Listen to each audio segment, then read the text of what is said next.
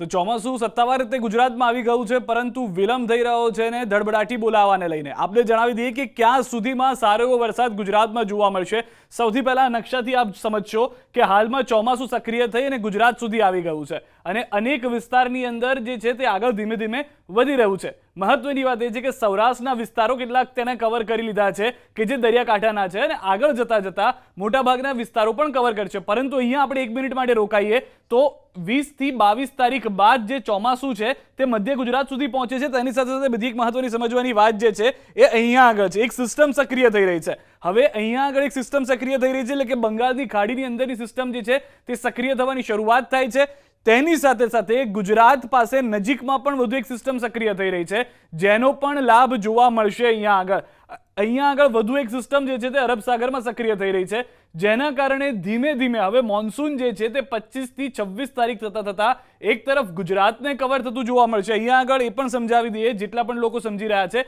કે ચોમાસું આગળ વધી રહ્યું છે, ચોમાસાને બ્રેક નથી વાગી, ધીમે ધીમે સમય સાથે આગળ વધી રહ્યું છે, પરંતુ જે જોરદાર વરસાદની આપણે રાહ જોતા હોઈએ છીએ તે હજી સુધી જોવા નથી મળી રહ્યો, જેનું કારણ છે કે બે સિસ્ટમ એક સાથે એક્ટિવ થશે, એક પશ્ચિમ બંગાળમાં, એક અરબ સાગરમાં અને ત્યારબાદના વિસ્તારોમાં આપ જોશો તો જેમ જેમ આ મધ્યપ્રદેશ તરફથી એક સિસ્ટમ આવી રહી છે, એક દક્ષિણ ભારત તરફથી આવી રહી છે જે દક્ષિણ ગુજરાતની અંદર પ્રવેશ કરી રહી છે અને 27 થી 28 તારીખ થતા મોટા ભાગના વિસ્તારોમાં ધબધબાટી જોવા મળશે, બગડાટી બોલાવી દેશે વરસાદ। ખાસ કરીને દક્ષિણના ગુજરાતના વિસ્તારોની અંદર, દક્ષિણ સૌરાષ્ટ્રના વિસ્તારોની અંદર 28 તારીખ બાદ એવું હશે કે કેટલાક વિસ્તારોમાં પૂર આવ્યું છે તેવા સમાચાર આપ સાંભળતા હશો।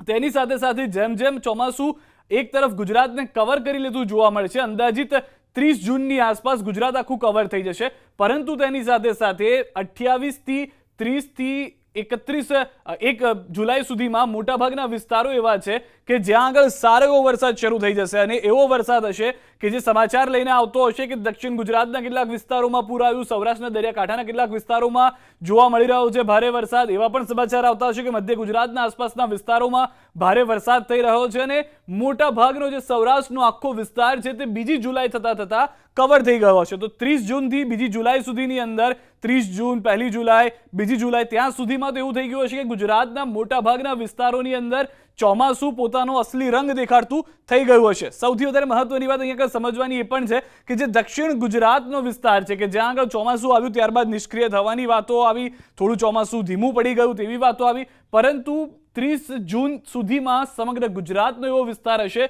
કે જ્યાં આગળ ભરપૂર વરસાદ થતો હશે, ભરપૂર વરસાદની પરિસ્થિતિ ત્યારે સર્જાઈ ગઈ હશે અને તેની સાથે સાથે આ સૌરાષ્ટ્રનો દરિયાકાંઠાનો આખો વિસ્તાર, સૌરાષ્ટ્રના મોટાભાગના ઝોનનો વિસ્તાર અને દક્ષિણ ગુજરાતનો એવો વિસ્તાર કે જ્યાં આગળ ધબધબાટી જોવા મળતી હશે, બગડાટી બોલાવતા હશે મેઘરાજા, જેનું મુખ્ય કારણ મેં જેમ જણાવ્યું કે એક તરફ પશ્ચિમ બંગાળની અંદરની સિસ્ટમ કે જે સક્રિય થતી જોવા મળશે, બીજી તરફ અરબ સાગરની સિસ્ટમ, બે સિસ્ટમ ભેગી થઈ અને ચોમાસાને ધક્કો મારશે। કારણ કે અત્યાર સુધી એવું કહેવામાં આવી રહ્યું છે કે એવા કોઈ પરિબળ નથી કે જે ચોમાસાને ખેંચીને લઈ જાય અથવા તો ચોમાસાને ધક્કો મારતા હોય, તો આ પરિબળો સર્જાઈ જશે। સૌથી વધારે મહત્વની વાત છે કે ચોમાસું કે જે ધીમું છે અથવા તો એવો વરસાદ નથી થઈ રહ્યો જેવું ચોમાસું બેસે અને થતો હોય તેવી જે વાતો હતી તે થોડા દિવસની અંદર જ બંધ થઈ જશે, પરંતુ એને પણ 10 થી 12 દિવસનો સમય લાગી શકે છે। અત્યારે પણ કેટલાક વિસ્તારોમાં વરસાદ થઈ રહ્યો છે, તે પ્રમાણેનો વરસાદ પણ અહીંયા યથાવત જ રહેશે, તેમાં કોઈ બેમત નથી, પરંતુ જે વરસાદ આપણે જોઈએ છે અથવા તો જે કહેવાય કે ચોમાસું બેસી ગયું છે તો તેવો વર્તારો પણ હોવો જોઈએ કે ચોમાસું બેસી ગયું છે, તેવો વરસાદ આવતા 28 જૂનથી